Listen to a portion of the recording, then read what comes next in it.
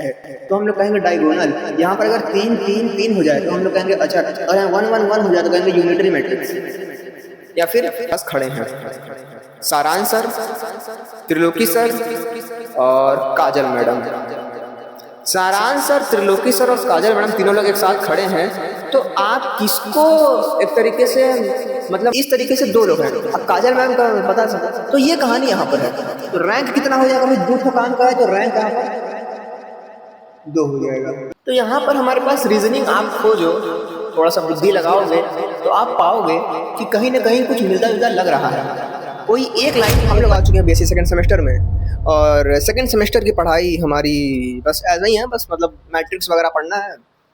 और कुछ सिलेबस मैं आपको एक बार दिखा देता हूँ भाई, मतलब पढ़ना क्या है हम लोगों को, ताकि थोड़ा सा रहे कि भाई हाँ मतलब ये चीज़ें हैं। सो सिलेबस हमारे पास ये रहा, स्क्रीनशॉट जो लेना है वो ले लो, दिख रहा है एकदम, ठीक है, ठीक ठीक ठीक ठीक। तो ये रहा हमारे पास सिलेबस, और वही सेम वही 8 यूनिट हमारे पास हैं फर्स्ट सेमेस्टर की तरह ही। 2 ही ठो पूरा बुक है इसमें, एक तो ज्योमेट्री है, एक तो है matrix and differential equation. Matrix कक्षा 12, डिफरेंशियल इक्वेशन कक्षा 12 चैप्टर नंबर 9 आई थिंक, और ज्योमेट्री भी वही क्लास 11th चैप्टर नंबर 7 6 ऐसे करके था शायद, 9 चैप्टर ही था शायद, 9 11 चैप्टर था, जो भी चैप्टर था मतलब। तो 11th और 12th ऐसा कह सकते हो मिक्सचर में चल रहा है हमारे पास। मैट्रिक्स जो क्लास 12th में हमने पढ़ा था, बस वही थोड़ा सा और आगे बढ़ गया है, कुछ खास है नहीं। हार्मिशियन मैट्रिक्स करके और रैंक ऑफ मैट्रिक्स करके कुछ कुछ नॉर्मल फॉर्म, ये सब नए नए टॉपिक्स हम लोग को यहाँ पर पढ़ने हैं। परंतु अगर मैं बोलूँ तो लगभग है 20-30% पुराना ही है। खैर, अगर मैं बात करता हूँ बीएससी सेकंड सेमेस्टर मैट्रिक्स की, तो इसमें क्वेश्चंस की बात करी जाए तो बहुत सारे क्वेश्चंस हैं, जैसे कि प्रीवियस ईयर में पूछे गए क्वेश्चंस में हमारे पास रैंक ऑफ मैट्रिक्स आता है। उसके अलावा कुछ आयोटा वाला फार्मूला करके कुछ है, भी देखा जाएगा अभी आगे बढ़ेंगे तो। नॉर्मल फॉर्म है, चीज़ें हैं, मतलब पढ़नी है हम लोगों को। सो हमारा पहला चैप्टर हमारे पास है मैट्रिक्स, और मैट्रिक्स हम लोगों ने पढ़ाई है कि यही मतलब एकदम शुरुआत से, जिसको कुछ भी नहीं पता है वो इस तरह से मान सकता है कि भाई मान लो कोई दुकानदार है, वो पेन रखा है, किताब रखा है, और भाई मतलब राम आया, श्याम आया, राम ने 2 पेन, किताब 3 खरीदा, श्याम ने 1 पेन खरीदा, 5 किताब खरीद लिया। अब उसको भाई ये राम श्याम हटा देगा, उसको ऐसे डब्बा में बंद कर देगा तो मैट्रिक्स बन जाएगा, है ना। तो हम लोग कहते हैं कि भाई पूछा कोई मैट्रिक्स क्या है, तो मैट्रिक्स के हम लोग कह देते हैं भाई कि मैट्रिक्स हमारे पास, मैट्रिक्स क्या है भाई, तो एक तरीके से हमारे पास रेक्टेंगुलर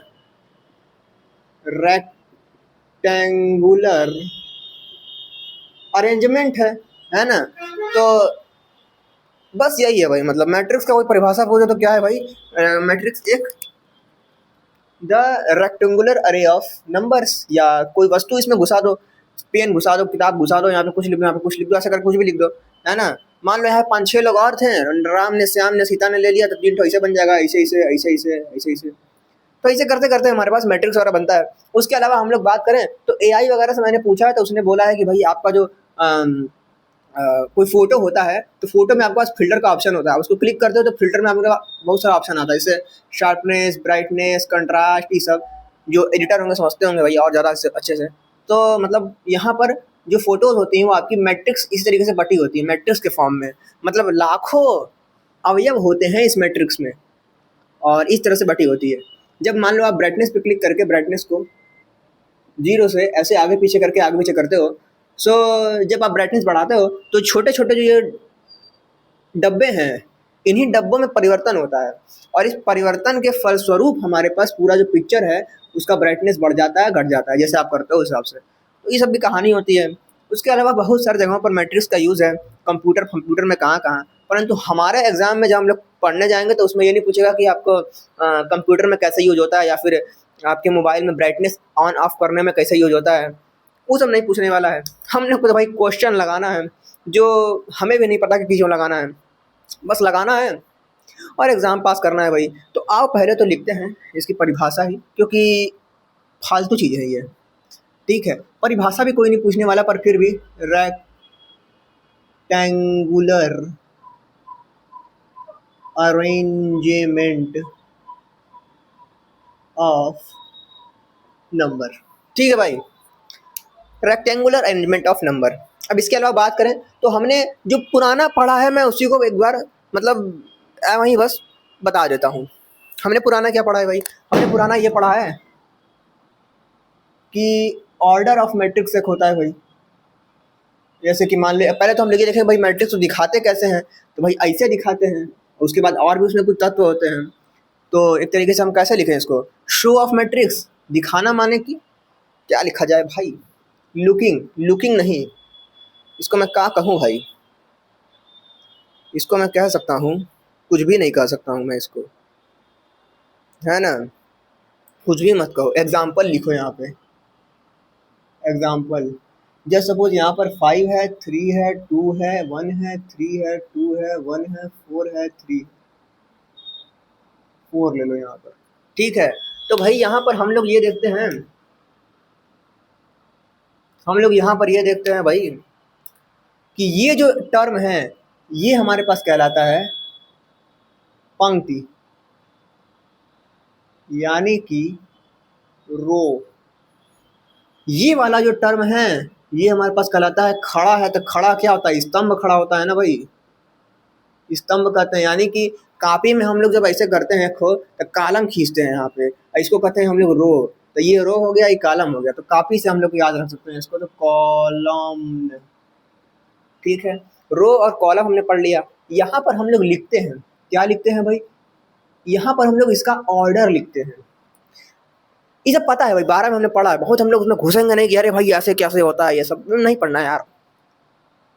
अब ऑर्डर लिखते समय हम लोग करते क्या है? हम लोग कुछ नहीं करते हैं, हम लोग इसको गिनते हैं, हम लोग इसको गिनते हैं और लिख देते हैं, ठीक है।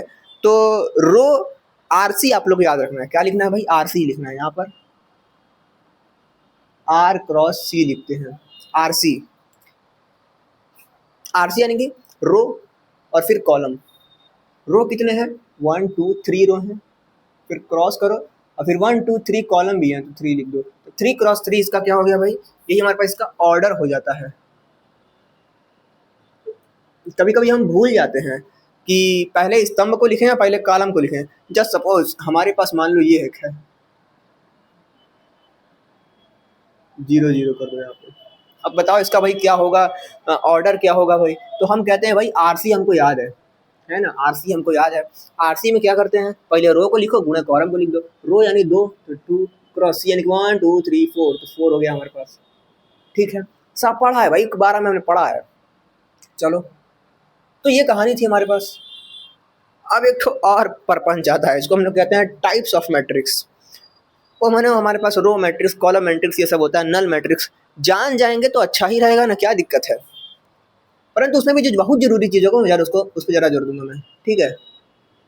अब आते हैं हमारे पास टाइप्स ऑफ मैट्रिक्स पे। कितने प्रकार के होते हैं टाइप ऑफ मैट्रिक्स? मैट्रिसेस लिखा जाता है ना, मैट्रिक्स का मैट्रिसेस। तो टाइप ऑफ मैट्रिसेस पर ध्यान देते हैं भाई। अब क्या कहा जाए भाई, मतलब बहुत सारे टाइप हैं। Null matrix, row matrix, column matrix, horizontal matrix, vertical matrix, बहुत सारे मैट्रिक्स हैं। कुछ कुछ जो इंपॉर्टेंट है बताता हूँ मैं। हम लोग देखें तो अगर हर अवयव 0 0 हो तो उसको हम लोग कह देते हैं नल मैट्रिक्स। अगर हर यानी इसको इस पेन से लिखता हूँ, काला काला पूरा काला हो जाता है भाई। तो अगर हर अवयव ही 0 हो, 0 0 0 0, सो हम इसको कहेंगे नल मैट्रिक्स। नल मैट्रिक्स आप लगा लेना भाई। दूसरा, अगर मान लो हमारे पास कुछ इस तरीके से आ जाए 1 2, तो ये खाली सीधे कॉलम है, खाली है। रो दुठो है, परंतु ऐसे देखा जाए तो खाली एक कट कॉलम है। तो जिसमें एक कट कॉलम है सीधे खड़ा है तो स्तंभ लग रहा है, इसे देखने में खंबा लग रहा है, देखने में खंबा लग रहा है, देखने में इसको कहेंगे हम लोग column matrix. Column, column matrix, ठीक है। अगर मान लो खाली रो ही रो हो, 3 2 5 है, रो ही रो है, तो रो ही रो है तो इसको हम लोग कह देंगे रो मैट्रिक्स। चलो भाई, एक तो सीधे खड़ा है तो कॉलम, ऐसे है तो रो। अगर मान लो कुछ इस तरीके से हो जाए तो क्या होगा? 3 2 5 3 1 1। तो यहाँ पर क्या कह रहे हैं भाई, यहाँ पर सीधे खड़ा तो है परंतु कॉलम क्या है, दो ठो है, पर फिर भी क्या है, ये देखने में खंबा ही लग रहा है ना, तो खंबा को हम लोग खड़ा कहते हैं, तो खड़ा को हम लोग वर्टिकल कहते हैं, तो कहते हैं हम लोग उसको वर्टिकल मैट्रिक्स। Vertical matrix. उसके अलावा भाई अगर वही चीज़ कोई सुला दिया जाए 3 4 1 0 3 4 1 0, अरे कुछ भी ले लो यार, मैट्रिक्स है, नंबर डाल दो और क्या। तो यहाँ पर भी देखने में तो क्या है भाई, ऐसा लग रहा है कि मतलब ऐसे एक रो में है, पर दो ठो है, तो दो ठो है तो उसको हॉरिजॉन्टल कह दो भाई, है ना। हॉरिजॉन्टल आई वर्टिकल, ऊर्ध्वाधर क्षैतिज आवी हो, तो ये हमारे पास हो जाएगा, क्या हो जाएगा भाई, यहाँ पर हमारे पास ये क्षैतिज है, इसको क्या कहेंगे जी, हॉरिजॉन्टल कहेंगे, हॉरिजॉन्टल कह देंगे। ठीक है भैया, हॉरिजॉन्टल के बाद क्या करते हैं हम लोग, मैंने इसमें स्टार लगा दो नहीं तो फिर दिक्कत हो जाएगा। चलो भाई, एक हमारे पास ये हो गया, एक हमारे पास ये हो गया, ये हो गया, ये हो गया। अब कुछ और देखते हैं भाई क्या क्या है। अगर खाली बस आपके यहाँ पर 3 2 1 0 0 0 0 0 खाली डायगोनल पर ही अवयव हो, बाकी सब जीरो हो, तो उसको हम लोग कह देंगे डायगोनल मैट्रिक्स। क्या कह देंगे भाई, डियागोनल मैट्रिक्स, डियागोनल, डायगोनल। अगर यहाँ पर सेम अवयव हो, मतलब कि 3 3 है तो 3 ही 3 रहे, मतलब 3 है तो 3 ही 3 रहे, बाकी सब 0 0 रहे। अगर सब कुछ सेम ही सेम रहे तो वही डायगोनल क्या बन जाएगा, उसी को हम लोग कह देंगे भाई अचर, मतलब ऐसे एक ही शब्द है ना, तो इसको करेंगे अचर मैट्रिक्स, यानी कि अचर आव्यूह, बोले तो स्केलर मैट्रिक्स। ठीक है, स्केलर मैट्रिक्स। अरे पढ़ा है भाई, ये तो हमने बस ऐसे देख रहे हैं हम लोग, ठीक है, ज़्यादा खोपड़ा खराब करने की जरूरत नहीं है इसमें। बाकी क्या है भाई, अब यहाँ पर 1 आ जाता है तो कहते हैं कि इकाई आव्यूह है वो, यानी कि यूनिट मैट्रिक्स है भाई, तो यहाँ पर 1 1 कर दो, तो 1 1 1। अभी हम लोग मेन मुद्दे पर आएंगे, रैंक मैट्रिक्स पढ़ेंगे, तो अभी बस ऐसे ही देख लेते हैं भाई। तो यहाँ पर क्योंकि 3 ही 3 मैट्रिक्स, 3 ही 3 अवयव हैं, तो इसको हम लोग कह देंगे वी आई आई, ये हो जाएगा यूनिट मैट्रिक्स, या इसको हम लोग आइडेंटिटी भी कहते हैं, या फिर हम इसको या आइडेंटिटी भी कहते हैं, आइडेंटिटी मैट्रिक्स भी इसको कहते हैं। ठीक है, कैमरे में सब बढ़िया दिख रहा है ना यार, अरे गजब है, तो एकदम ब्यूटीफुल लग रहा है। चलो भाई, मैं फिर से एक बार बता देता हूँ भाई, अगर यहाँ यहाँ यहाँ तीनों जगह क्या रहे भाई, तीनों जगह अवयव रहे, बाकी सब क्या है, गोला रहे, तो हम लोग कहेंगे डायगोनल। यहाँ पर अगर 3 3 3 हो जाए तो हम लोग कहेंगे अचर, और यहाँ 1 1 1 हो जाए तो कहेंगे यूनिटरी मैट्रिक्स या फिर आइडेंटिटी मैट्रिक्स। ठीक है, अगर हम लोग कुछ इस तरीके से देखें कि जस्ट सपोज इस तरीके से है 1 3 4 रहे, बस इसके ऊपर ही ऊपर अवयव रहे, मतलब कि 3 यहाँ पर आ जाए, 5 3 8 यहाँ पर ले लो भाई, और नीचे सब 0 रहे, तो डायगोनल के ऊपर ऊपर ही केवल बन रहा है यहाँ पर कहानी। तो जब डायगोनल के ऊपर ऊपर बनता है तो कहते हैं कि भैया ऊपरी त्रिभुज आव्यूह, बोले तो upper triangular matrix, upper triangular, upper triangular कहते हैं इसको। उसके अलावा बात करें तो भाई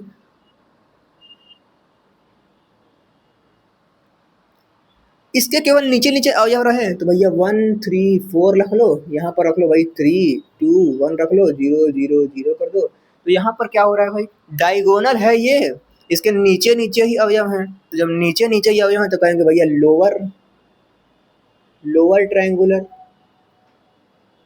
ठीक है, अब ये तो फालतू बकवास था, अब मेन मुद्दे पर आते हैं भाई।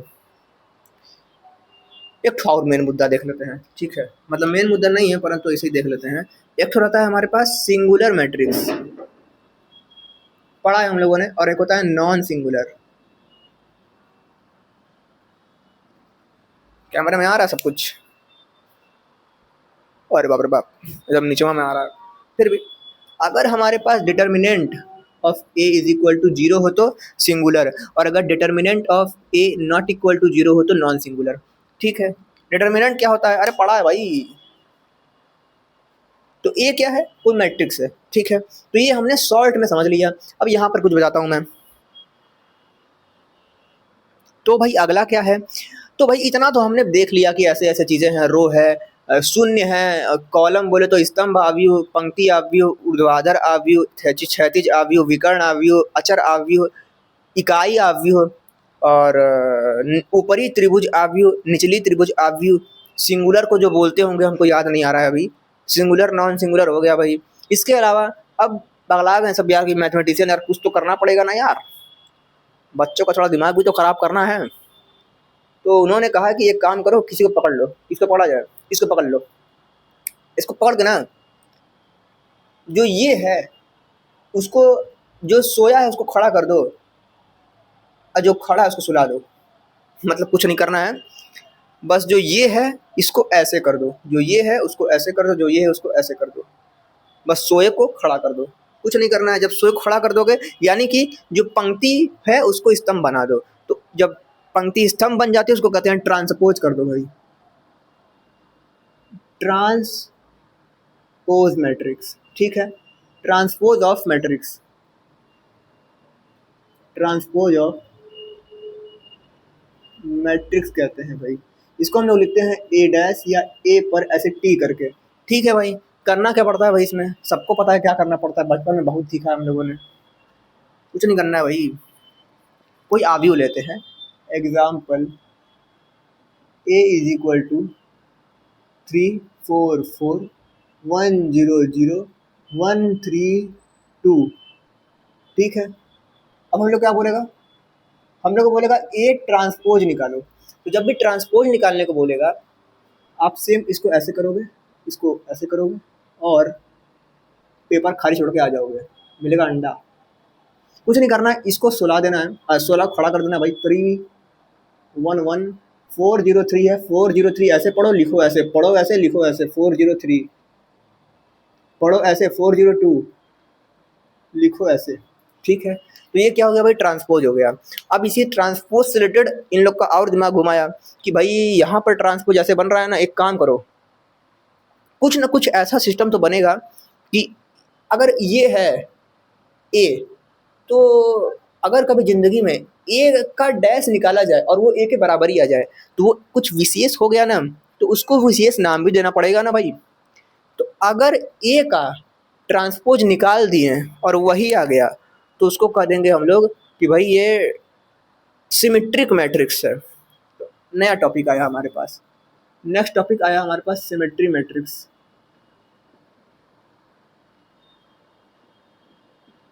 सिमेट्री मैट्रिक्स, सिमेट्रिक है या सिमेट्रिक कहें, सिमेट्रिक बोलो इसको, सिमेट्रिक बोलो, ज़्यादा सुंदर लगेगा देखने में। सिमेट्रिक मैट्रिक्स, ठीक है। सिमेट्रिक मैट्रिक्स, जब हमारे पास ए डैश ए के बराबर हो जाए, ठीक है भाई, ए डैश ए के बराबर हो जाए। एग्जाम्पल देखा जाए, कुछ एग्जाम्पल देखा जाए। सिमेट्रिक मैट्रिक्स में कुछ नहीं करना है, बस आप ऊपर और नीचे के अवयव को सेम ले लो। जैसे कि अगर मान लो एग्जाम्पल लिया जाए, आप खुद बना सकते हो इसको, सिमेट्रिक में कुछ नहीं करना है। डायगोनल में घंटा आप कुछ रखो, कोई फर्क पड़ने वाला है नहीं। डायगोनल में लिख देता हूँ 143, ठीक है, 143। अब हमको ध्यान देना है, हम जो यहाँ लिखेंगे वही हमको यहाँ लिखना है, जो हम यहाँ लिखेंगे वही हमको यहाँ लिखना है, जो हम यहाँ लिखेंगे वही हमको यहाँ लिखना है। मान लो मैं लिखता हूँ 8, तो यहाँ भी 8। मैं लिखता हूँ यहाँ पर 3, तो यहाँ भी 3। मैं लिखता हूँ यहाँ पर 7, तो यहाँ भी 7, ठीक है। अब इसको हम लोग ए मानते हैं, है ना, इसको ए मान लेते हैं भाई। देन ए डैश क्या हो जाएगा, मैंने बोला पढ़ो ऐसे, लिखो ऐसे। तो ये 183 है, तो 183 लिख दिया भाई। 847 है, तो 847 लिख दिया भाई। 373 है, तो 373 लिख दिया भाई। अब ध्यान से देखा जाए तो ई दोनों सेम लग रहा है, देखो ना भाई, दोनों एकदम एज इट इज है। इसको उठा के इस पर रख दो, पता नहीं चलेगा। तो यहाँ पर क्या हो गया, ये हो गया। तो यहाँ पर क्या कहे कि हमारा जो ए है वो सिमेट्रिक मैट्रिक्स है, ठीक है। ये भी कहानी है, बाकी अगर कभी आगे क्वेश्चन में काम आएगा तो यूज ले जाएगा इसका। अब नॉन सिमेट्रिक क्या, अरे स्क्यू सिमेट्रिक भी एक होता है भाई, स्क्यू सिमेट्रिक मैट्रिक्स भी होता है भाई। बोले तो विषम सममित आव्यूह, ऊपर वाले को सममित आव्यूह, नीचे वाले को विषम सममित आव्यूह।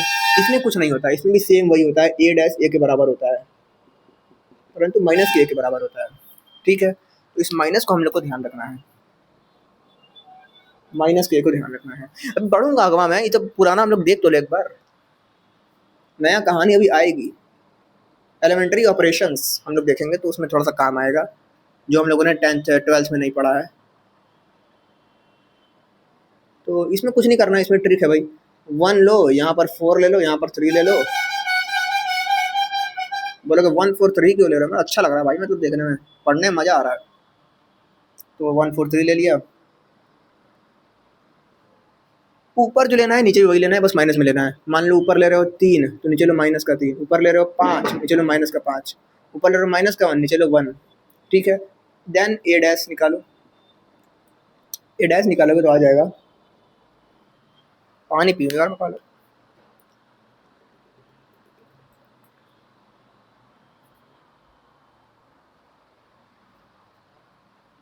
तो भाई ए डैश निकालोगे तो 1 3 5 1 3 5 3 माइनस 3 4 माइनस 1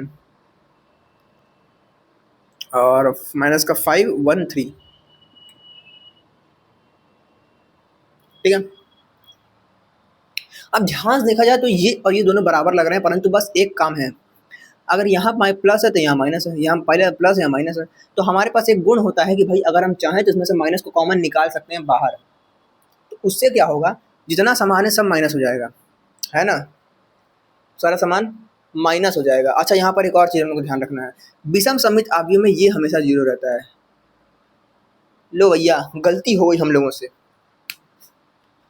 कोई बात नहीं, आप भी तो गलती से ही हुए हो, पर पढ़ रहे हो ना भाई, जिंदा हो ना। चलो यार, हम लोग को ये भी ध्यान रखना है, क्योंकि अगर हम लोग वहाँ माइनस कॉमन लेंगे तो यहाँ -1 हो जाएगा, यहाँ +1 था तो गड़बड़ा जाएगा। जब भी हम लोग इसकी सिमेट्रिक लेते हैं, इसको हमेशा 0 रखते हैं। ठीक है भाई, चलो यार, अब माइनस कॉमन लेंगे कोई दिक्कत नहीं होगा।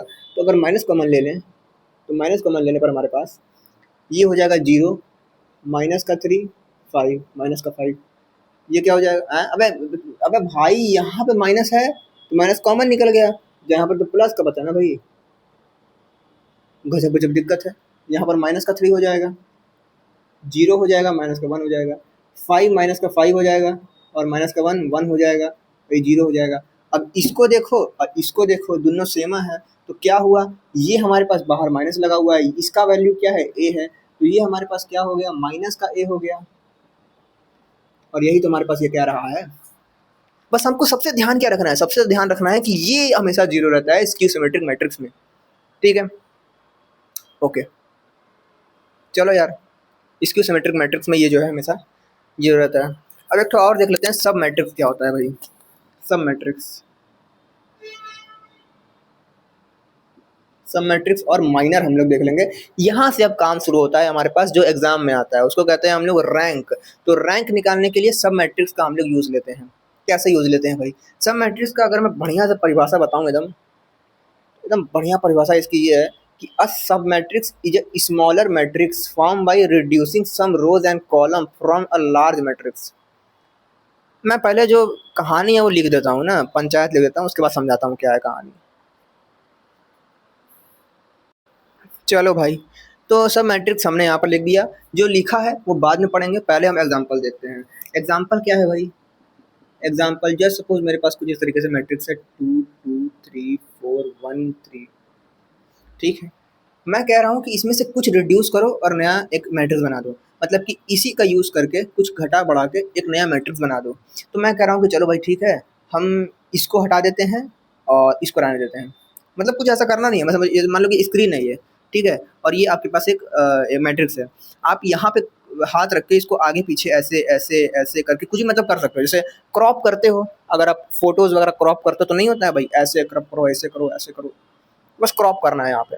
तो मैं कह रहा हूँ कि भाई चलो इसको क्रॉप, इतना क्रॉप कर लेते हैं, इसको हटा देते हैं, तो सब मैट्रिक्स हमारे पास मिल जाएगा, जो बनेगा वही सब मैट्रिक्स है। ठीक है भाई, मतलब कि इसी का एक टुकड़ा 2 3 2 4, ठीक है, जो बना वही सब मैट्रिक्स है। तो क्या एक ही सब मैट्रिक्स, अरे भाई बहुत सारा सब मैट्रिक्स बन जाएगा। यहाँ पर मत लिखो, ऐसे लिख लो सब मैट्रिक्स। ठीक है, हम एक काम करते हैं भाई, इसको गायब कर सकते हैं। तो 1 2 बचेगा, 2 3 बचेगा, तो 1 2 2 3। ठीक है, थोड़ा दूर दूर रखो यार, 1 2 2 3। तो इस तरीके से हमारे पास बनेगा सब मैट्रिक्स। तो कुछ नहीं है, बस एक मैट्रिक्स से ही आप स्तंभ या अवयवों या स्तंभ या रो बोले तो क्या कहते हैं उसको, पंक्ति को अगर हटा दोगे, एक स्तंभ एक पंक्ति को, या दो स्तंभ दो पंक्ति, कुछ भी हटा दो, तो एक नया मैट्रिक्स मिलेगा। वो नया मैट्रिक्स ही सब मैट्रिक्स है। तो इसी से बना हुआ मैट्रिक्स, यानी कि बाय रिड्यूसिंग सम रोज और column from a matrix the new matrix form called सब मैट्रिक्स। ओके, सो ये हमारे पास कहानी है सब मैट्रिक्स की। अब सबसे जरूरी चीज क्या है? सबसे जरूरी चीज है माइनर।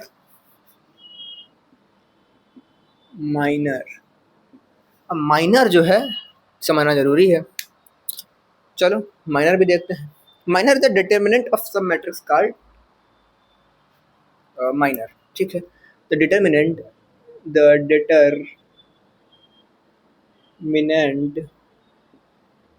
ऑफ सब मैट्रिक्स इज कॉल्ड माइनर। ठीक है, लिख लेना माइनर यार। तो अब जैसे मान लो इसी का एग्जांपल लेते हैं, तो यहाँ माइनर क्या हो जाएगा?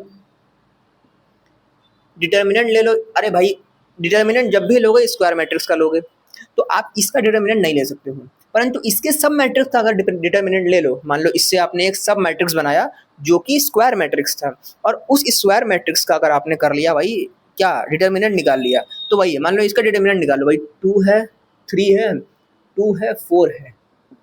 तो यहाँ पर हम लोग कहेंगे कि भाई ये 2 क्रॉस 2 का ये है हमारे पास, तो ये हम लोग कहेंगे 2 माइनर है इसका। मान लो 3 क्रॉस 3 का अब रहता अभी और उसका डिटर्मिनेंट निकालते तो हम कहते हैं 3 माइनर है ना। तो जिस कोटि का रहेगा वही हमारे पास माइनर हो जाता है, और जो आंसर यहाँ पर आएगा उसको हम लोग माइनर बोलेंगे। मतलब कि 4 दूनी 8 माइनस 6, तुम्हारे पास आ गया 2, 2 इसका क्या हो गया भाई, 2 इसका माइनर हो गया। उस तरीके से मान लो इसको भी ले सकते हो एग्जाम्पल में, 1 2 2 3, डिटर्मिनेंट निकाल लो भाई, 3 माइनस 4 माइनस का 1 आ जाएगा। 3 माइनस माइनस 1 क्या है भाई, यही माइनर है, यही माइनर है। ठीक है भाई, तो ये कहानी हमारे पास है, और ये माइनर ही हमारे पास काम आएगा रैंक निकालने के लिए। तो चलो हम रैंक पढ़ेंगे हम लोग, अभी के लिए मैं इसको मिटाता हूँ। तो भाई अब बारी आ चुकी है हमें रैंक पढ़ने की। हमने मैट्रिक्स को देखा, मैट्रिक्स के कुछ प्रकार को देखा, मैट्रिक्स में सब मैट्रिक्स और माइनर वगैरह क्या होता है वो देखा। एक बार फिर से मैं बता देता हूँ कि माइनर और सब मैट्रिक्स क्या होता है। ठीक है, जस्ट सपोज मेरे पास कोई मैट्रिक्स दिया हुआ है, कुछ ऐसा, जस्ट सपोज कुछ ऐसा मैट्रिक्स है।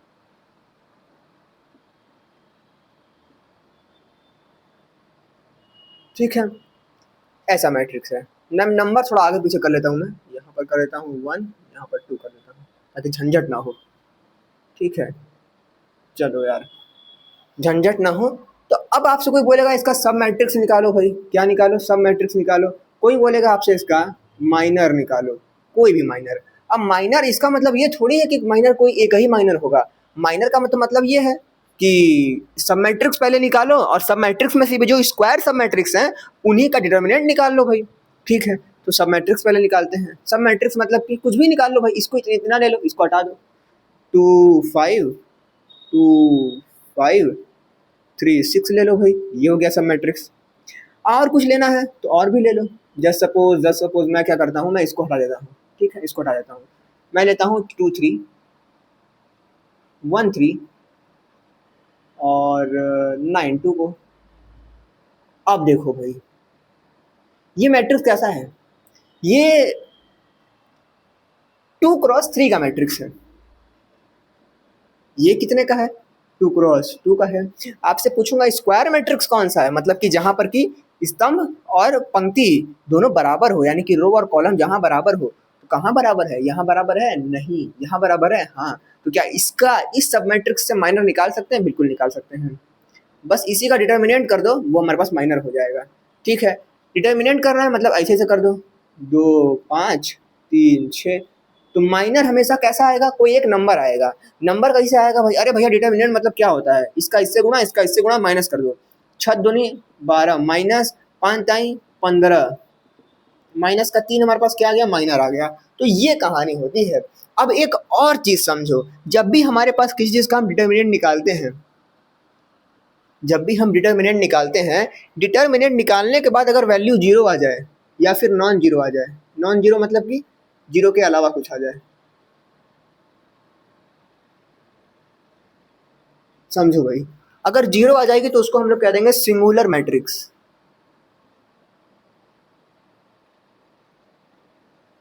ये बता दिया है मैंने, फिर से बताता हूं मैं, ठीक है।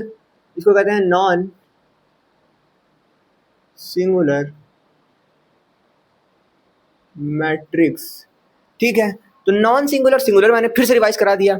अब समझो भाई, मैं पूछूंगा ये जो मैट्रिक्स थी इसका डिटर्मिनेंट निकाला जो कि है -3, क्या ये जीरो है, नहीं है, तो ये मैट्रिक्स आप क्या कहोगे, जीरो तो सिंगुलर, नॉन जीरो मतलब कि जीरो के अलावा कुछ ले लिया तो नॉन सिंगुलर, तो नॉन सिंगुलर हो जाएगा ये हमारे पास, ठीक है। तो ये मैट्रिक्स नॉन सिंगुलर, मान लो यहाँ पर जीरो आ जाता, ठीक है, तो ये सिंगुलर हो जाता। चलो भाई, अब मैं इसको मिटाता हूँ, रैंक पर आते हैं। रैंक समझो भाई क्या है। अगर हम लोग रैंक की बात करते हैं, मान लो आपके पास, मान लो अगर आप एस सी पी जी सी में पढ़ रहे हो, तो एस सी पी जी सी में पढ़ रहे हो तो आपके पास मान लो मैथ के टीचर हैं, और जस्ट सपोज 3 मैथ के टीचर आपके पास खड़े हैं, सारांश सर, त्रिलोकी सर और काजल मैडम। सारांश सर, त्रिलोकी सर और काजल मैडम तीनों लोग एक साथ खड़े हैं, तो आप किसको एक तरीके से, मतलब मैं ये कहूँगा कि ज़्यादा भाव किसको दोगे आप। मेरे हिसाब से अगर मैं रहूँगा तो मैं सारांश सर और त्रिलोकी सर को मैं कहूँगा कि हाँ भाई इनका क्लास क्लास होता है, काजल मैम का क्लास रहना ना रहना एक बराबर। मतलब मैम एक समय के लिए ले रहा हूँ, मतलब बहुत बढ़िया पढ़ाती है मैम, बट ले लो एक समय के लिए, थोड़ा सच भी ले लो। तो काजल मैम, काजल मैम का रहना ना रहना एक बराबर। तो हम यहाँ पर कह रहे हैं कि जो 3 लोगों का मैट्रिक्स बन रहा है ना, इसमें इसमें काम काम के जो लोग हैं वो केवल दुइये लोग हैं। तो ये जो 2 अंक है ना, यही इसका मैट्रिक्स हो जाएगा। समझो भाई क्या होता है कहानी।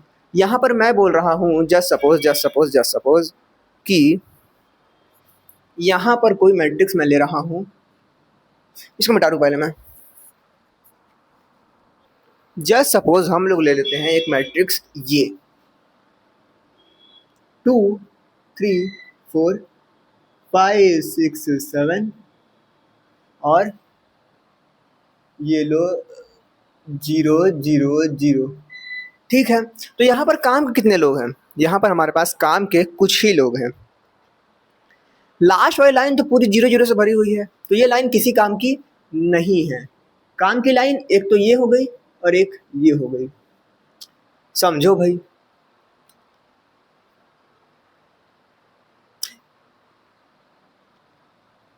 आप यहाँ पर भी 0 ही कर लो ना, अभी अभी के लिए 0 यहाँ पे कर दो, बताऊंगा बाद में, ठीक है।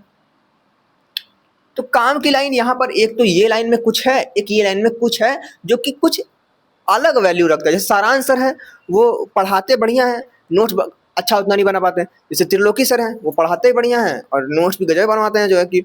तो इस तरीके से 2 लोग हैं। अब काजल मैम का बता सको, तो ये कहानी यहाँ पर है। तो रैंक कितना हो जाएगा भाई, 2 ठो काम का है तो रैंक यहाँ पर 2 हो जाएगा। चलो भाई, क्यों, क्योंकि 0 वाला लाइन किसी काम का नहीं है।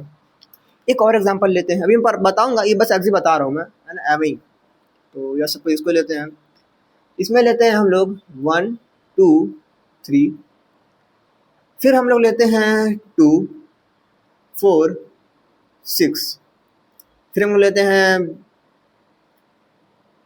3 6 9।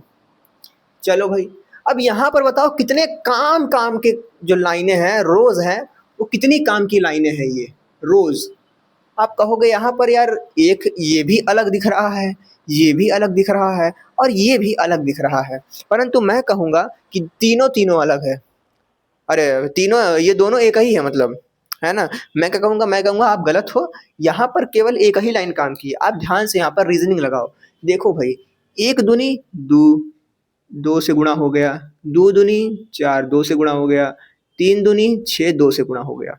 समझो भाई, 1 ताई 3, 2 तिहाई 6, 3 त्रिके 9।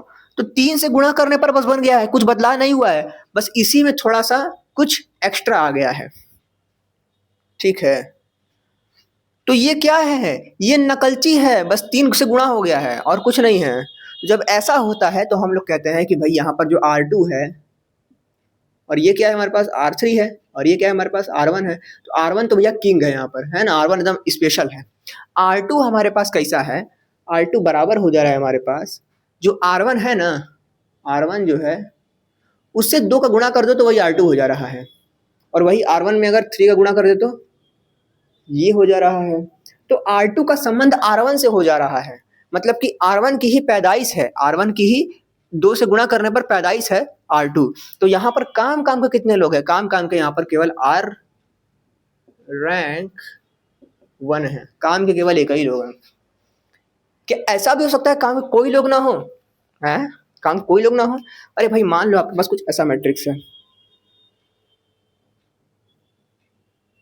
आपसे कोई पूछे इसका रैंक बताओ, आप कहोगे कि इस लाइन में भी कुछ नहीं काम का है, इसमें भी कुछ नहीं काम का है, तो यहाँ पर हमारे पास रैंक 0 हो जाएगी। अभी आपको कुछ लिखना नहीं है, बस समझना है, ठीक है। तो ये है रैंक की कहानी। रैंक मतलब क्या है भाई, रैंक क्या है, वास्तविक पहचान एक तरीके से ले लो, है ना। रैंक मतलब रियलिटी, ठीक है भाई, रैंक माने रियलिटी। तो अब समझते हैं कि अब तो यहाँ पर तो हमने देख लिया ऐसे ऐसे करके कि दुगना है तिगुना है, परंतु जब हम लोग देखते हैं कि क्वेश्चन हमें दिया रहेगा तो क्वेश्चन में ऐसा आसान आसान नहीं दिया रहेगा, क्वेश्चन में कुछ और दे देगा। तो क्वेश्चन में कैसे से हम लोग इसको लगाएं, उसके लिए हमको एक नियम है वो देखना है। 2 नियम हैं, एक तो एचलान फॉर्म है, एचलान फॉर्म या एचलान फॉर्म कह लो। एचलान फॉर्म अभी मेरे बुक में मुझे दिखा नहीं, तो अभी मैं एचलान फॉर्म को नहीं देख रहा हूँ, खैर अभी दिखेगा तो मैं कर दूंगा। अभी के लिए हम लोग एक मेथड अपनाएंगे जो कि है डिटर्मिनेंट निकालने वाला। डिटर्मिनेंट निकालने में ये होता है कि हमको जो भी मैट्रिक्स दिया होता है उसमें सबसे बड़ा मैट्रिक्स का डिटर्मिनेंट निकालना होता है। जस्ट सपोज कि मैं यहाँ पर अभी के लिए ऐड कर देता हूँ कुछ और तत्व भी, 1 1 1 ऐड कर दिया मैंने, ठीक है। तो अब ये कितने का मैट्रिक्स हो गया भाई, 1 2 3, 3 क्रॉस 4 का हो गया। तो 3 क्रॉस 4 का डिटर्मिनेंट थोड़ी निकलेगा, डिटर्मिनेंट तो स्क्वायर मैट्रिक्स का निकलेगा। सबसे बड़ा स्क्वायर मैट्रिक्स खोजो कहाँ पर है, सबसे बड़ा एक तो ये बन जाएगा, एक ये बन जाएगा, फिर इसको निकाल दो, फिर एक बार इसको हटाओ, टोटल हमारे पास 4 निकलेंगे, है ना। टोटल हमारे पास 4 स्क्वायर मैट्रिक्स निकल जाएंगे यहाँ से 3 क्रॉस 3 के। तो मैं कह रहा हूँ कि जब हम लोग को रैंक निकालना होता है तो हमको ये करना है, रैंक निकालना होता है तो रैंक का मेरे पास कोई परिभाषा देखूं मैं है कि नहीं। Rank of the matrix is the total number of non zero rose present in its, ये तो कोई काम का नहीं है। तो रैंक ऑफ मैट्रिक्स का भी हम लोग परिभाषा नहीं देखेंगे, क्योंकि मैंने परिभाषा लिखा है एचलॉन फॉर्म के ऊपर, है ना। एचलॉन फॉर्म पढ़े नहीं है अभी हम लोग क्या पढ़ रहे हैं, आसान वाला पढ़ रहे हैं। तो आसान वाला पढ़ेंगे तो उसके लिए हम लोग रैंक निकालने की सीधे विधि देखेंगे। रैंक का मतलब मैंने बता दिया है कि तरीके से मैट्रिक्स की जो रियलिटी है वही बताता है, ठीक है। रैंक में हमारे पास क्या होता है भाई,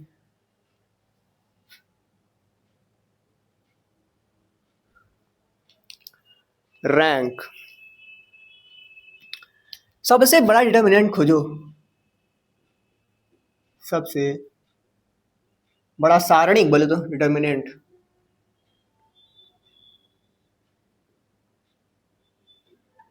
सबसे बड़ा डिटर्मिनेंट खोजो भाई।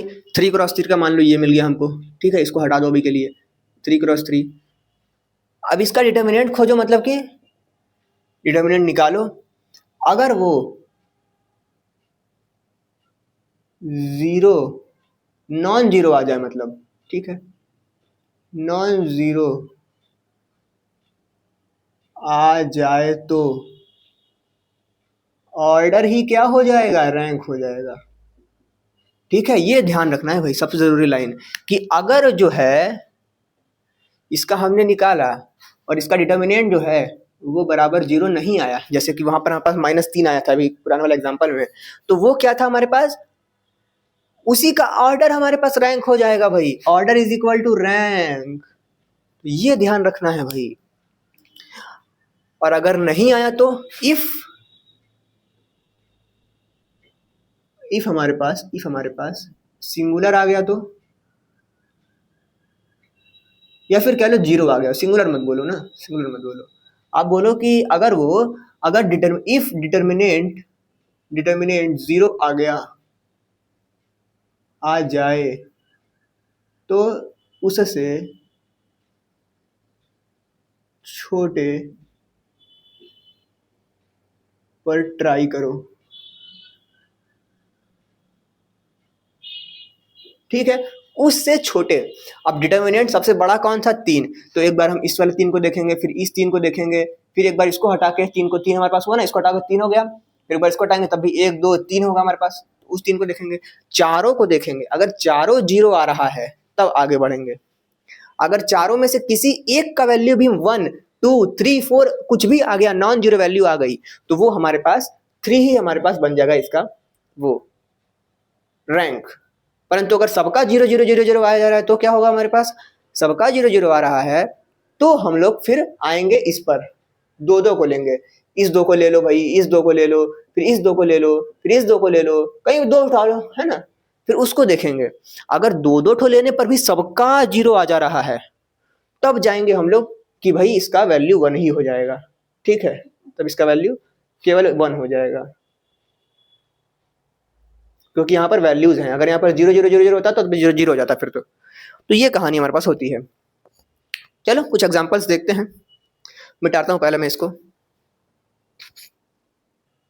चलो भाई, तो देखते हैं दो क्वेश्चंस को। यहाँ पर कह रहा है सबसे पहला हमारा क्वेश्चन, इस क्वेश्चन को मैं क्वेश्चन लिख दूं बढ़िया से पहले।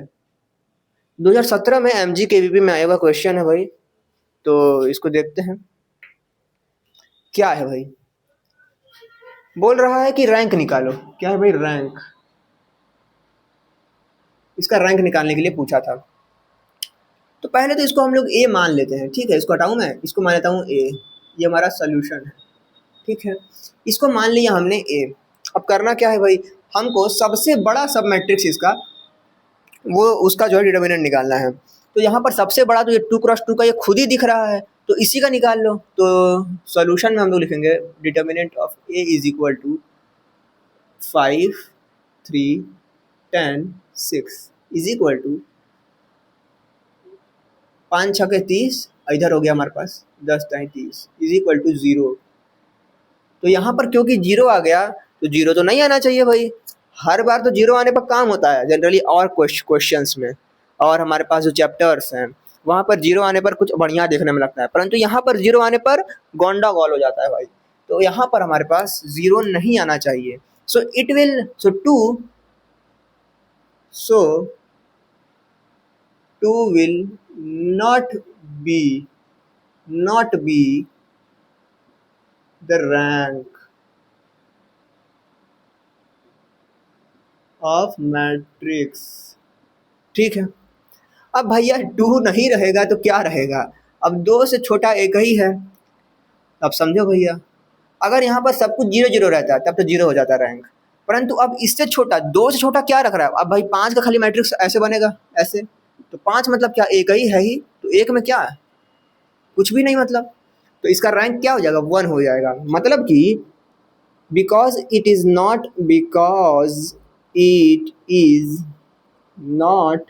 null matrix, so because it is not null matrix, so the rank is equal to 1। तो इसको हम लोग थोड़ा सा प्रोफेशनल भाषा में लिखेंगे तो ऐसे लिखेंगे कि rank of A is equal to 1, this is our answer. ठीक है, चलो भाई अब इसको देखते हैं। 2018 में पूछा हुआ है भाई, इतना बड़ा सा पूछा रैंक क्या होगा, कुछ नहीं करना है, पहले इसको ए मान लो, 1 2 3 1 2 3 4 यानी कि 3x4 का हमारे पास ये मैट्रिक्स है। लिखेंगे हमारे पास सोल्यूशन लिखने के बाद हम लोग देखेंगे कि यहाँ पर सबसे बड़ा डिटर्मिनेंट किसका हम निकाल सकते हैं। तो भाई क्या करा जाए, हम लोग इतने को ले लें,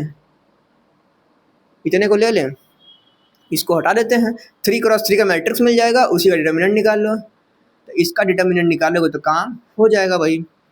तो सोल्यूशन, अब इसका डिटर्मिनेंट निकालने के लिए सबसे पहले क्या करना पड़ेगा भाई, एक सब मैट्रिक्स, टेक सब मैट्रिक्स,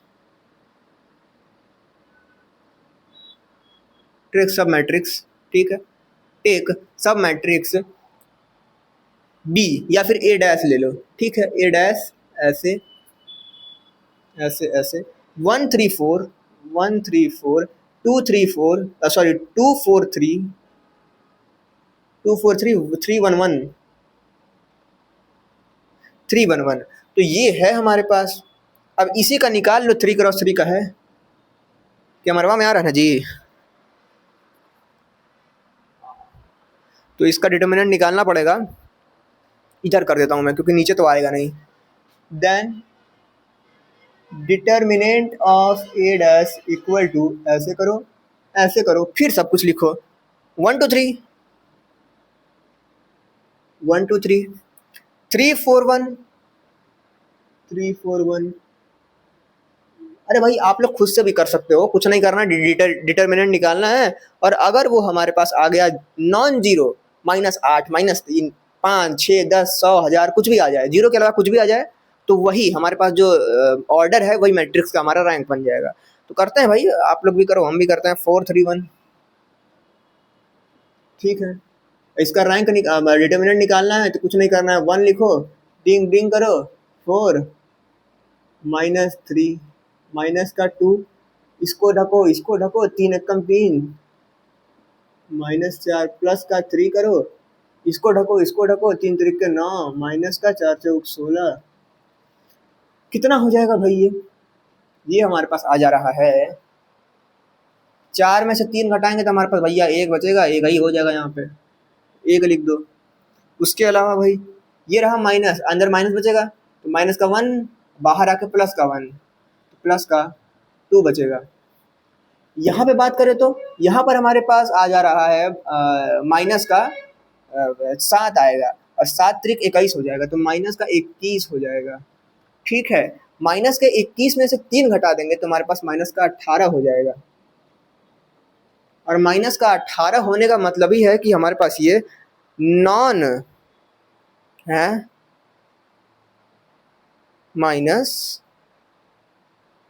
2 मिनट, मैंने तो यार इसमें अपने नोट्स में पता नहीं क्या लिखा है मैंने, यहाँ पे जो भी है 18 हमारे पास तो आ रहा है, इन नोट्स में मैंने पता नहीं क्या लिख दिया अपने। यहाँ पर कैमरा खुला हुआ है, एक और मोबाइल खुला हुआ है मैंने इसमें कुछ भी कर दिया भाई, क्या है, कुछ गलती मैंने नहीं किया यहाँ पे यार, सबसे सही तो है, ठीक है। अच्छा इसी मैंने गलती किया, ये सही किया मैंने, बारे मतलब मैं जो यहाँ पर रखा हूँ वही गलत है। खैर 18 है यहाँ पर, so -18 is non zero, then row of A is equal to, अरे मतलब वही matrix of A is equal to 3 cross 3 का हमारे पास था ये, तो 3 ही हमारे पास हो जाएगा, ठीक है। क्यों, क्योंकि अगर डिटर्मिनेंट की वैल्यू नॉन जीरो आती है तो हमारे पास जो ऑर्डर होता है वही रैंक बन जाता है, इसको बैठा लेना है दिमाग में। तो 3 हमारे पास यहाँ पर हो जाता है कहानी का रैंक। 2018 में पूछा हुआ है, ध्यान से इसको आप देख सकते हो।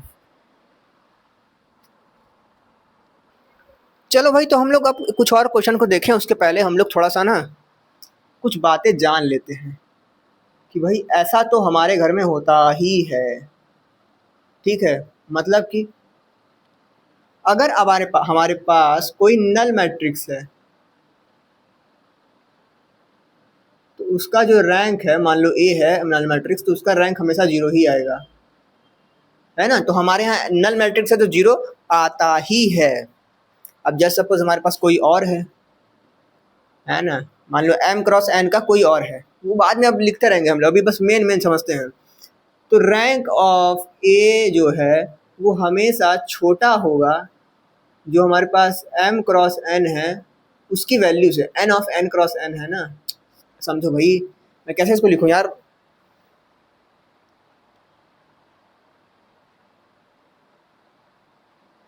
ब्रैकेट में m कॉमा n लिख लो, है ना। ये क्या है भाई, ऑर्डर है। तो उस ऑर्डर से हमेशा बराबर होगा या उससे कम होगा। मतलब कि हमारे पास मान लो ऑर्डर, जैसे मान लो इसी को एग्जांपल लेते हैं, ये वाला हमारे पास क्या है, 3 क्रॉस 3 का है। तो इसका रैंक जो है हमेशा या तो 3 रहेगा या 2 रहेगा या 1 रहेगा या 0 रहेगा। कभी भी ये 5,000 2 लाख नहीं हो सकता। रैंक, अरे रैंक का मतलब ही क्या है कि भाई ये लाइनें हैं, इसमें से कितनी काम की लाइनें हैं, या लाइनें ही 3 हैं, तो इसमें 4 काम की लाइनें कैसे हो सकती हैं। तो इसका रैंक कभी भी 4 नहीं होगा। ठीक है, तो हमेशा छोटा रहता है किससे, उसमें जो वैल्यू रहती है उससे। जैसे सपोज मान लो हमारे पास 3,4 का है, तो ये हमेशा जो वैल्यू है वो 3 से छोटी या बराबर होगी। ठीक है, जैसे सपोज आपके पास 5 क्रॉस 100 का मैट्रिक्स है, तो जो 5 है, छोटा वाला देखना है हमेशा, ठीक है, 5 है, उससे हमेशा छोटी ही रहेगी या उसके बराबर रहेगी। तो इसको हम लोग को ध्यान देना है। ठीक है भाई, चल भाई यार। हाँ,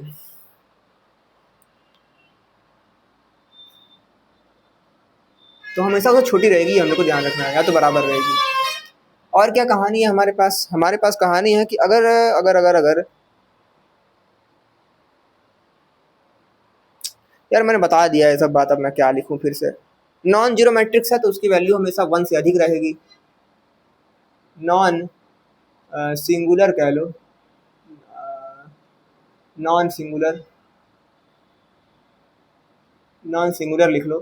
तो नॉन सिंगुलर में यानी कि अगर उसका मैट्रिक्स का मान अगर 0 से इर्द गिर्द आ रहा है, 1 2 3 आ रहा है, नॉन जीरो वैल्यू आ रही है, तो हम लोग कहते हैं क्या, हम लोग ये कहते हैं कि भाई उसका रैंक जो होगा या तो वो वही होगा m×n, या फिर n×1 n ही लिख लो भाई, ठीक है, वो होगा, या फिर उससे छोटा होगा। जब हमारे पास 3×3 का है और ये नॉन जीरो वैल्यू आ गई है, तब तो फिर यही हो जाता है, तभी के लिए हम लोग इसको बराबर लिख लेते हैं। ठीक है, यही बराबर क्या हो जाता है, रैंक हो जाता है। चलो भाई, नॉन सिंगुलर में n ही क्या होता है, रैंक होता है, और सिंगुलर में दिक्कत हो जाएगा। ठीक है, अगर मान लो सिंगुलर आ गया,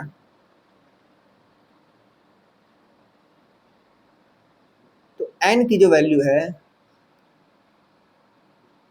n की जो वैल्यू है उससे हमेशा छोटा ही रहेगा रैंक, या तो बराबर तो नहीं रहेगा, छोटा ही रहेगा हमेशा। ठीक, क्योंकि मान लो यहाँ पर 0 आ जाता तो फिर हम लोग 2 ठो लेते हैं, तो फिर 2 ठो लेते 2 होता उसका रैंक, है ना। तो ये कहानी है, इसको ऐसे ही रट्टा मार लो या फिर मजे समझ चलेगा। क्वेश्चन मेन हमारा है, ठीक है। नेक्स्ट क्वेश्चन पे आते हैं। नेक्स्ट क्वेश्चन में कह रहा है 1 2 3 2 4 5, 1 2 3 2 4 5, ये भी आपके इसी में दिया हुआ है, MGK UP वाले किताबवा में। 1 2 3 3 4 5, यही है ना। अच्छा 2 4 5 है, 2 4 5 इसका रैंक निकालना है। तो इज इक्वल टू इसको ए मान लो, submatrix of A is equal to A dash मान लो अभी के लिए, ठीक है। इसका जो सब मैट्रिक्स निकाल रहे हैं उसको हम लोग ए डैश मान रहे हैं, या फिर ऐसे लिख सकते हो कि submatrix of A is equal to A dash, जो कि हम लोग मान रहे हैं। जब सपोज 1 2 2 4 को ले लिया, 1 2 2 4 को ले लिया, देन हम लोग क्या करेंगे, अरे डिटर्मिनेंट निकालेंगे भाई। 4 - 4 = 0। सो रैंक, अभी रुक जाना है, अभी रुक जाना है। Submatrix of A is equal to B dash लेते हैं। अरे भैया हमने केवल इतने को लिया है, इतना इतना लिया था हमने, अब इसको भी लेना पड़ेगा क्योंकि हमको सब कुछ देखना है ना। तो इसको भी लेते हैं भाई, 2 3 4 5।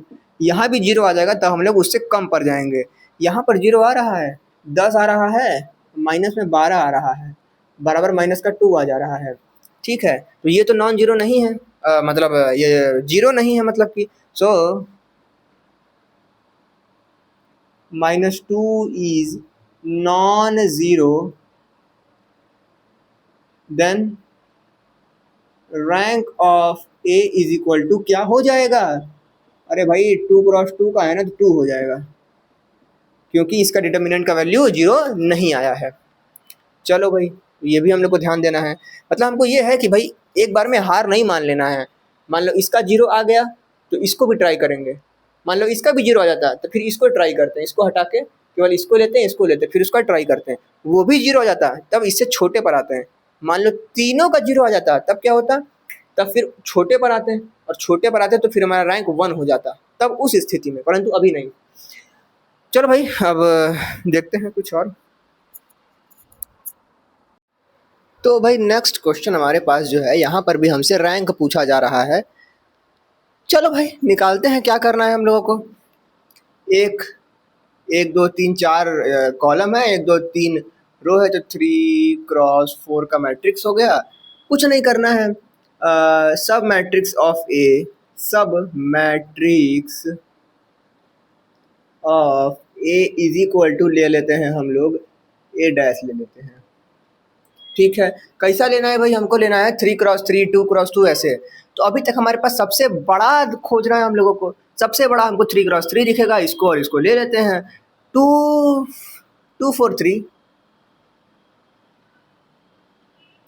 105 -4 8 6 -4 8 6। तो ये हमारे पास आ गया। देन अच्छा समझो, यहाँ पर एक बात और मैं बता दूं कि जब हम लोग ले रहे हैं डिटर्मिनेंट ए डैश का, तो इसी को माइनर कहते हैं, सबको पता है ना, मतलब इतना तो आपको याद होगा।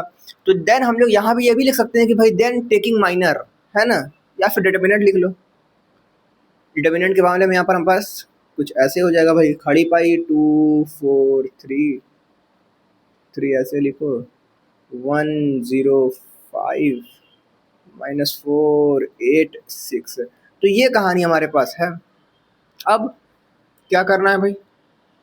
कर लो भाई, 2 इसको इससे, इसको 6 0 हो गया हमारे पास, माइनस का 40 हो गया, माइनस का 4 और इसको ढके तो 6, इसका इससे माइनस का प्लस हो जाएगा, 56 5 चौके 20,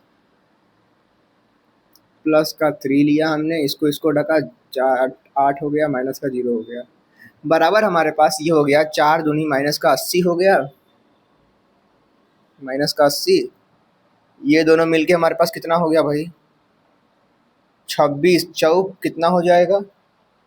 26 चौक हमारे पास 104 हो जा रहा है, माइनस का 104। ठीक है, और यहाँ पर तो 8 त्रिक 8 के 8 त्रिक 24 हो जाएगा भाई हमारे पास। ठीक है, प्लस का 24 है तो प्लस का 24 लिख दो, बाकी सब माइनस माइनस में है। जोड़ घटाना करेंगे, हमारे पास एंड में हमारे पास आएगा माइनस का 160, माइनस का 160। ठीक है, जोड़ घटाना करते रहना। 160 आ गया, यानी कि हेयर माइनस का 160 is non zero number, non zero, so rank of A is equal to 3। ठीक है, तो हमारे पास rank of A is equal to 3 हो गया। चलो भाई कुछ और क्वेश्चंस को देखते हैं। इसको बढ़िया से लिखना है, बहुत बढ़िया से। तो रैंक यानी कि ऐसे भी लिख सकते हो, और रैंक मैंने लिख दिया है, तो इसको मैं बढ़िया से लिख दूँ पहले, ताकि थोड़ा सा अट्रैक्शन लगे। लो भाई, चलो भाई, जो हम लोग रो लिखते हैं ना ऐसे करके, वही है। चलो यार, अब नेक्स्ट क्वेश्चन हमारे पास है 2014 का एक क्वेश्चन हम लेते हैं भाई। मैं लिखता हूँ पहले तो भाई यहाँ पर क्या है? यहाँ पर हमारे पास देखा जाए तो 4 क्रॉस 4 का आ रहा है, 1 2 3 4 1 2 3 4, तो 4 क्रॉस 4 हार्ड क्वेश्चन है भैया। हमको 4 क्रॉस 4 का तो कभी सिखाया ही नहीं गया है, 3 क्रॉस 3 का सारणी निकालना सिखा दिया गया। अब मैंने तो बोला ही यही है कि सबसे बड़ा वाला देखो, सबसे बड़ा वाला सारणी देखो, सबसे बड़ा यहाँ पर 4 क्रॉस 4 ही दिख रहा है, यानी कि पूरे का ही निकाला जाए, पूरे का निकाला जाए फिर उसके बाद अगर वो 0 आ गया तो फिर 3 का निकालना पड़ेगा, और 3 का निकालने में भी ढेर सारा 3 ठो, पहले ये 3 लो फिर ये 3 लो, अगर 0 मतलब नहीं आया तब तक लेते रहो लेते रहो लेते रहो। उसके बाद देखा जाए तो भाई 2 ठो लेना पड़ेगा, तो लंबी कहानी चली जाएगी। उसके लिए मैंने आपको बोला है, शुरुआत में बताया था मैंने ना कि अगर लाइनें जो हैं वो ऊपर के लाइनों के गुणा भाग करने से ही बनी हैं तो वो लाइनें निष्क्रिय मानी जाएंगी, उस लाइन को हटा सकते हैं हम लोग।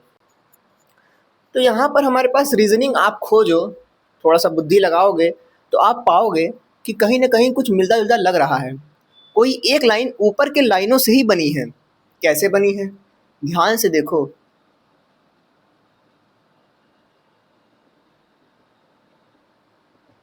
इसको जोड़ने पर ये आ रहा है, जोड़ने पर ये, जोड़ने पर ये, जोड़ने पर ये।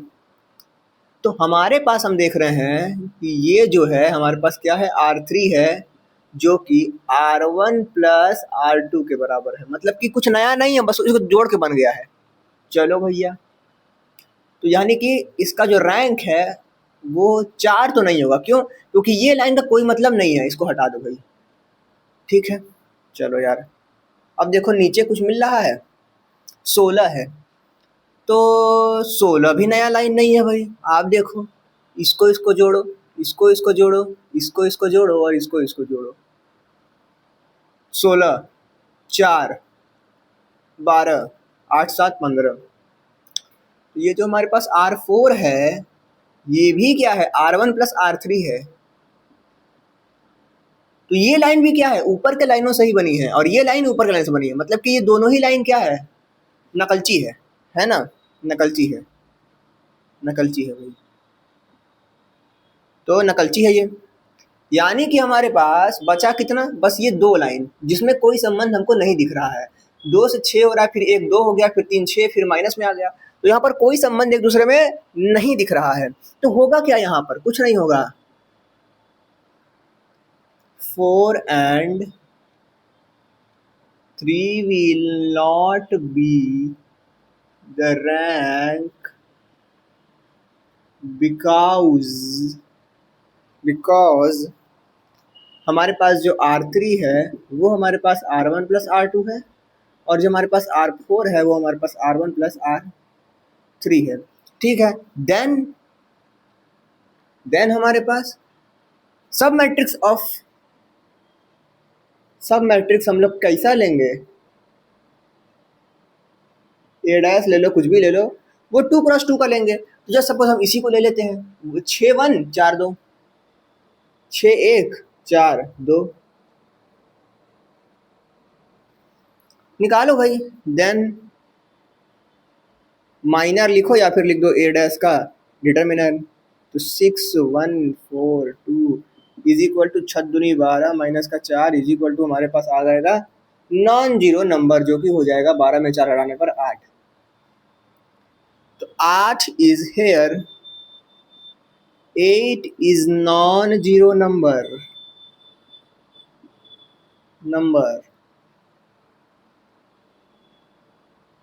सो the rank of A is equal to, या फिर मतलब इसको मान लो ए है, ठीक है, तो rank of A is equal to हमारे पास क्या आ जाएगा, 2 आ जाएगा। क्यों? क्योंकि नॉन जीरो नंबर है, और बाकी 2 लाइनें तो कोई मतलब है ही नहीं। चलो भैया, तो ये हमारे पास हो गया रैंक की कहानी में। हमारे पास इतना ही क्वेश्चन दिखा मुझे हमारे पास, तो इतना क्वेश्चन मैंने यहाँ पर ले लिया। बाकी अब हम लोग नेक्स्ट पर बढ़ेंगे। रैंक की कहानी लगभग खत्म होने पर आ गई है। कुछ और भी क्वेश्चंस होंगे तो अभी हम लोग आगे लेक्चर देखेंगे तो उसमें कर लेंगे।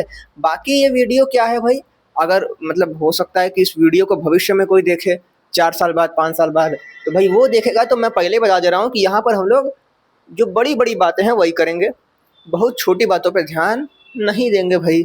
सिलेबस का जो ज़रूरी चीज़ है जैसे रैंक हो गया ये सब, उसमें हम लोग ध्यान ज़्यादा देंगे। कंप्लीट सिलेबस तो मुश्किल है कराना भाई। तो अब भाई मिलते हैं कभी और क्या।